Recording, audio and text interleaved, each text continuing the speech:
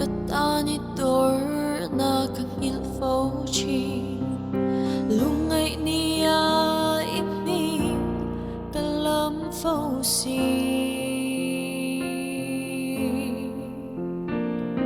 Shingnun na lim na kato tangi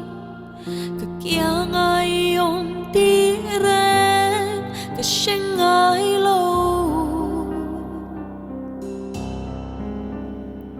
Masenang tuan min kal san ngai silo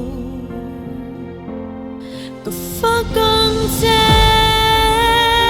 katan irinom si Kafagang te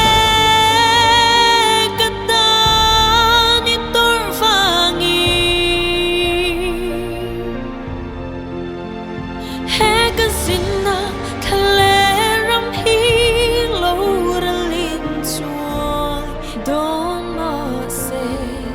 kazuyan te Katandam tu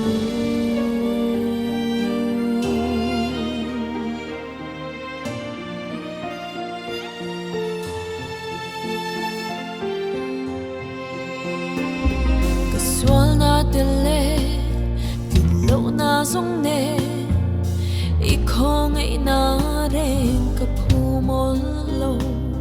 Maselal pa ng tuwan Min pomereng si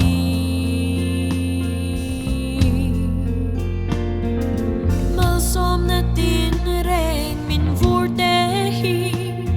Kay miswal berhian lalpa